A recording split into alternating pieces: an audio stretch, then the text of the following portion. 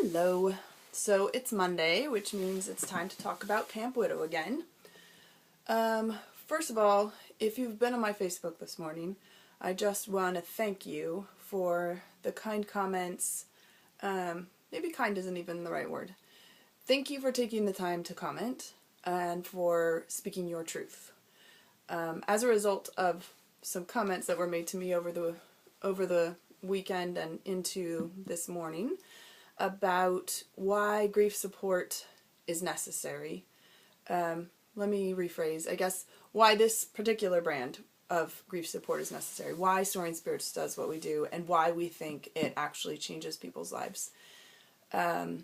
Basically, the concept was that, things like clean water and disease prevention and, some other major life-changing philanthropic efforts are definitely on a higher level of need and of impact than the kind of work that Soaring Spirits does, which is one of the reasons why it's very difficult to find financial support for our programs, because you first have to convince people who may have not had this experience themselves that grief support actually does change people's lives. So I mentioned that today on Facebook, and a lot of you have responded to the portion of the comment which was that grief support is not a life or death situation. And so I'm going to use that as today's question for our Camp Widow video. Is grief support, specifically, let's talk about Camp Widow. Camp Widow has been described as life-changing and life-saving by many, many, many campers. We've had over 800 campers in the 5 years that we've been putting on this program, and repeatedly have been told, this changed my life. And what does change lives, I think, is the opportunity to come together and be understood no matter how far out you are from your widowhood. I think that sometimes the people in our lives, because we stop feeling free to talk about it, right? So it's been 3 years and people are tired of hearing you say, he or she is still dead and this is still why it affects me.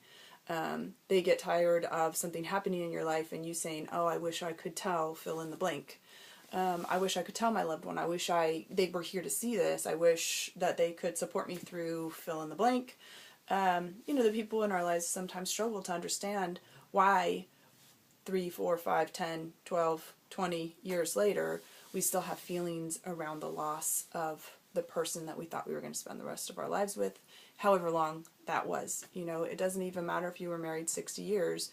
If you were going to live 85 years and you had 10 more years without them, you thought you were going to live that time together. So, why does Camp Widow make a difference? Why do people call it life-saving? And I believe the answer is because we help nurture people back to life. And so, is it a life or death proposition? Absolutely. For some people, it's literally a life or death situation. They just can't figure out how to keep going without their loved one. They can't imagine how life could ever be good again. And in that dark spot, coming together with other people who are saying, yeah, I was there too, and I did find a way, really changes everything. And then there's the question of quality of life. So if you want to use life or death with the thought that people can continue living, but are they really living? Are they really engaged back in life? Are they going back out into their communities and to their families and being able to participate fully in life, feeling like life is a good thing? I'd be willing to bet that there's a lot of us out there right now struggling with exactly that thing. Yes, we get out of bed. Yes, we take care of our kids. Yes, we go to work. Yes, we look like we're doing it all, and we're doing it well, and we're strong, and we're moving forward. And the truth is, we're still struggling every day to figure out why. And so that's the purpose of Camp Widow. That is really the purpose, to help you figure out why.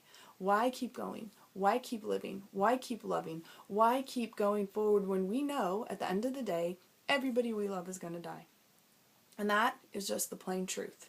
But we don't talk about that as a society because it's scary. And if we lived our lives, thinking just that everybody was going to die tomorrow, or that we were going to have to sometime face the fact that everyone was going to die, how would that impact our lives? And I think for the answer for some people is it would encourage them to really take the moment and live it, and for other people it would make them want to crawl under their bed and stay there. And I don't blame them. Sometimes I think that that would make me want to climb under my bed and stay there. But Phil's love changed my life, and I'm not willing to waste that change on staying underneath my bed where the only view is the dust bunnies. So, why does Camp Widow change people's lives? Because we help them find a way to create a life worth living and honoring that person they love for the rest of their lives and giving them a space to voice that love and that honor and that respect and that joy at having been changed by their love. So I appreciate you all so much. You don't even know how much your comments mean to me.